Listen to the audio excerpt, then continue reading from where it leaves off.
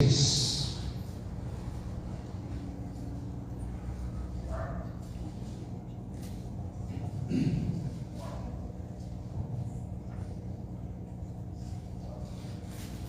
sentados, porém reverentemente, acompanhando a leitura da palavra de Deus.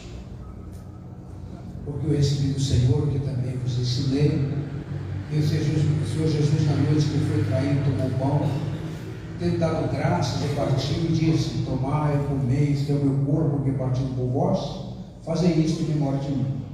Semelhantemente, também depois de cear, tomou o cálice, dizendo: esse cálice é o novo testamento do meu sangue.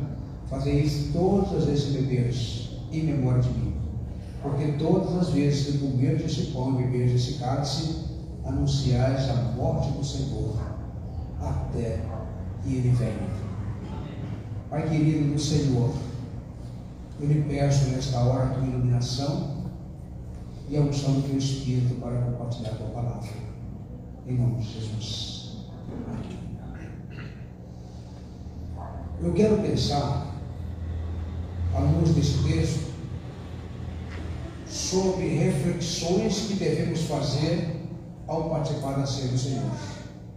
Reflexões que devemos fazer ao participar da ceia do Senhor. Nós sabemos que a ceia do Senhor é uma ordenança simbólica de Jesus à sua igreja.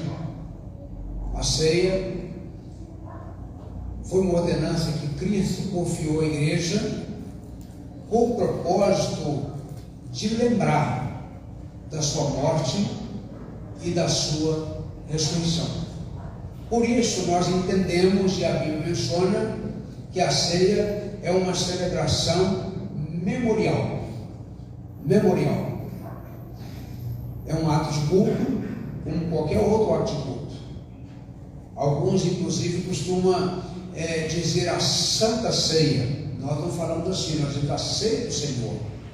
Porque se você disser a Santa Ceia, você tem que dizer também o Santo Culto, o Santo Louvor, e assim por diante. Então a ceia é um ato de culto, e falar que a ceia é santa é redundância, porque de fato todos os atos de culto são santos. Entretanto, quando alguns fazem faz esse destaque acerca da ceia, dizendo a Santa Ceia, a pessoa está, de certa forma, trazendo ou levando a ceia a um patamar diferenciado, é um sacramento.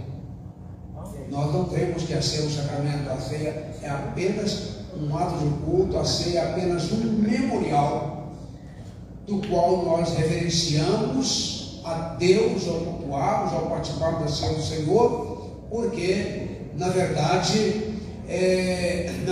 a gente assim o cultua, entendendo que nós lembramos a morte do Senhor. Daí a ideia memorial, é uma celebração memorial, quando refletimos em alguns aspectos importantes do cristianismo. Por quê? O Senhor instituiu a ceia para que nós pudéssemos lembrar da sua morte, lembrar do seu sacrifício, lembrar do quanto foi doído para Deus remir o mundo através de Cristo. Então a gente precisa de fato lembrar disso periodicamente. Não há uma data específica, um dia específico para a celebração da ceia. Cada igreja tem naturalmente o seu calendário nesse sentido. Nós aqui celebramos uma vez por mês, geralmente no primeiro domingo. A gente assim o faz, hora de manhã, hora à noite.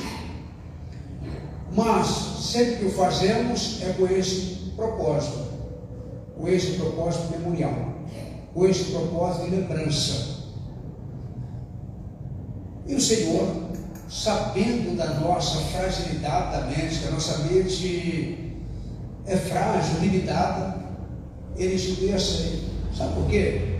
Porque às vezes a gente vive o cristianismo, a gente vive uma vida cristã, a gente cultua, vai à igreja, tem um ativismo, outro tem uma atividade outra, mas muitas vezes não estamos lembrando do foco central do cristianismo, que é a morte de Jesus. Muitas vezes não lembramos. Às vezes até mecanicamente desenvolvemos na igreja, mas não temos esta lembrança em muitos momentos. Então é preciso que haja essa lembrança por parte da igreja do Senhor.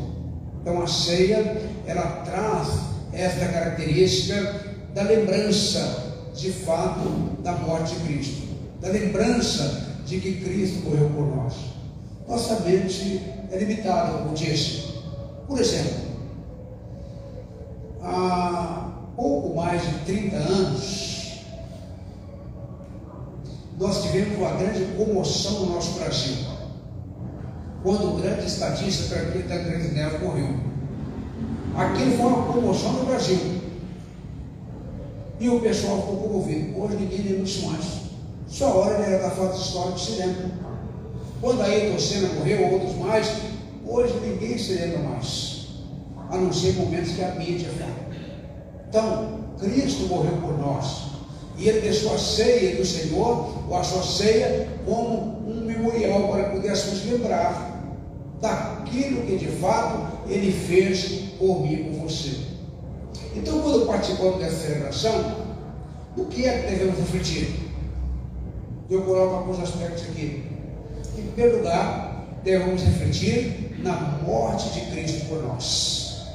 No texto que lemos, Paulo, dizendo que recebeu do Senhor aquela mensagem, e ele menciona, na verdade, que ao participar da ceia, ao participar da ceia do Senhor, nós devemos lembrar da morte de Cristo.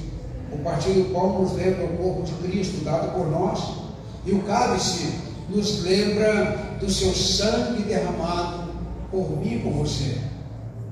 Aliás, o autor de Hebreus, ele menciona que sem derramamento de sangue não há remissão dos pecados. Sem derramamento de sangue não há de fato a remissão, a transformação, a salvação de Cristo. Derramou seu sangue por nós, para poder nos salvar, para poder nos libertar do poder do pecado, do domínio do pecado e da condenação do pecado, especialmente. Então Cristo ofereceu isso por nós. Então precisamos refletir, quando participamos da ceia do Senhor, refletir na morte de Cristo por nós. Não é? Isso é uma coisa notável, pois Jesus quer que os seus seguidores reflitam sobre a sua morte, porque tudo que temos como cristãos está centralizado na morte de Cristo. O texto que lemos introdutoriamente nesse culto de 1 Coríntios 15, 3 e 4, assim, Paulo dizendo lá: antes de tudo vos entreguei o que também recebi. Cristo morreu pelos nossos pecados, segundo as Escrituras, e que foi sepultado e ressuscitou ao terceiro dia, segundo as Escrituras. Cristo morreu. Isto é uma realidade. Isto é fato. O Senhor morreu. É importante também, ao refletir sobre a morte de Cristo, é importante que compreendemos também por que Ele morreu. Por que Ele morreu? Diz o texto: Cristo morreu pelos nossos pecados. Isaías 53, nós também lemos na nossa leitura alternada, diz: todos nós, aliás, verso 6, né? Todos nós andávamos desgarrados como ovelhas, cada um se desviava pelo seu caminho, mas o Senhor fez cair sobre ele a iniquidade de todos nós. E 1 Pedro 2, 24, nós lemos: carregando Ele mesmo em seu corpo sobre madeira os nossos pecados, para que nós, mortos pelos pecados, vivamos para a justiça, os sangues foram sarados. Assim Ele pagou o débito que não poderíamos pagar. Morreu por mim, morreu por você, morreu pela humanidade, pagando o débito que eu e você não podíamos pagar. Aliás, o apóstolo Paulo, ele declara em Romanos 5,8: Deus prova o seu amor para conosco, em que Cristo morreu por nós, sendo nós ainda pecadores. Então ele morreu por nós, se ofereceu por nós. Então, refletir na morte de Cristo é importante compreender por que ele morreu, mas também é importante entender como ele morreu. Como ele morreu? Ele entregou o seu corpo na mão dos homens pecadores, carregou sobre o seu corpo os pecados do mundo. Isto para mostrar o seu amor por nós. João capítulo 3,16, nós lemos: porque Deus amou o mundo de tal maneira que deu o seu Filho unigênito, para que todo aquele que nele crê não pereça, mas tenha a vida eterna. Eu volto novamente a Romanos 5,8. Deus prova o seu amor para conosco pelo fato de ter Cristo morrido por nós, sendo nós ainda pecadores. Meus queridos, nós não temos aqui apenas uma recordação de fatos históricos. É de fato uma participação das realidades espirituais. É isso que temos. Na mesa do Senhor, nós temos comunhão com o Salvador vivo, quando nossos corações são alcançados pela fé. Assim nós fazemos. Então devemos, no momento em que participamos da ceia do Senhor, levar isso para nós, memorizar, refletir, e não só participar, mas refletir em nossa vida, refletir na morte de Cristo. Mas também uma outra verdade que eu destaco aqui, que nós precisamos refletir também ao participar da ceia do Senhor, refletir na volta de Cristo. Refletir em sua morte. Ele veio uma vez como Salvador, e ele voltará outra vez como Senhor absoluto. Ele voltará para poder levar aqueles que compreenderam esta verdade, entregaram-se a Cristo como Salvador. Ele voltará para poder nos levar para estar com Ele para sempre. O texto que lemos, que fala nesse contexto da ceia, o verso 26, diz assim: todas as vezes que comeres esse pão e beber esse cálice, anunciais a morte do Senhor, até que Ele venha, até que Ele volte. Então, meus irmãos, nós observamos a ceia do Senhor até que Ele venha, até que Ele volte. Porque quando Ele voltar, nós vamos estar juntos a Ele por toda a eternidade.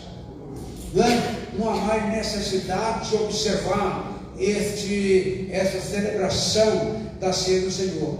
Mas Paulo menciona aqui da volta de Cristo. A volta de Cristo é uma abençoada esperança da igreja e do cristão individualmente. É uma esperança que nós temos. E curiosamente vivemos muitas vezes a vida sem lembrar, sem de fato focar que Jesus vai voltar. Jesus vai voltar. Ele vai voltar. Então nós temos, do ponto de vista teológico, uma porção de ideias acerca da volta de Cristo. Mas há um consenso em todos nós. O consenso é: Jesus voltará outra vez. Jesus estará aqui.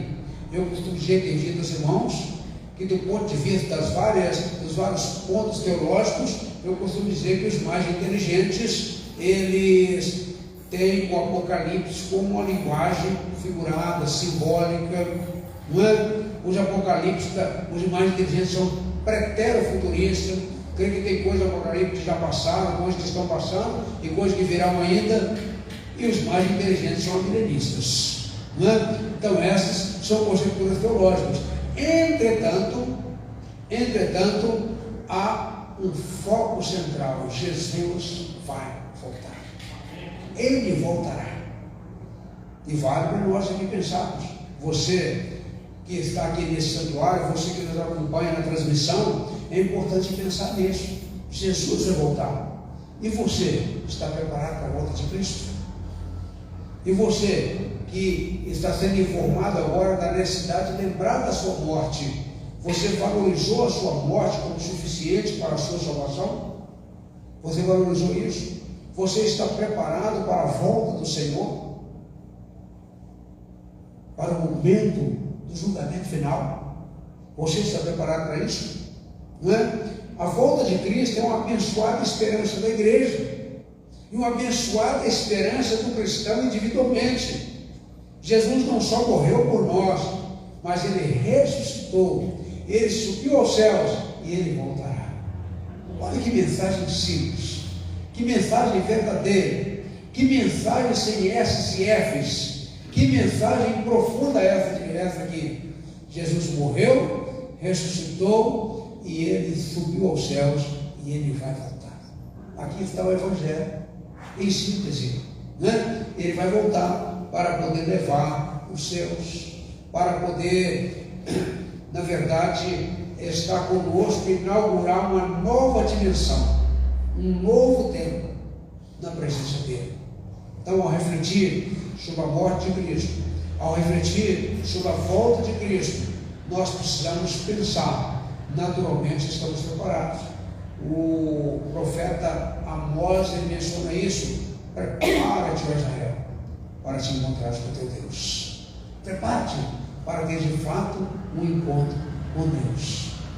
Então refletimos na morte de Cristo, refletimos na volta de Cristo, e o último aspecto que eu coloco nesta reflexão aqui, nós devemos refletir sobre a nossa vida.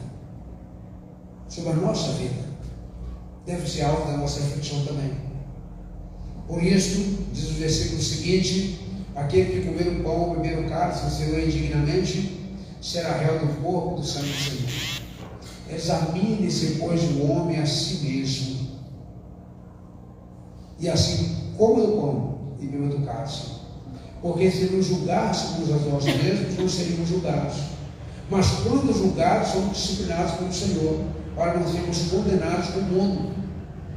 Aqui é o problema, naturalmente, está em pecado. O autoexame, o examinar-se a si mesmo.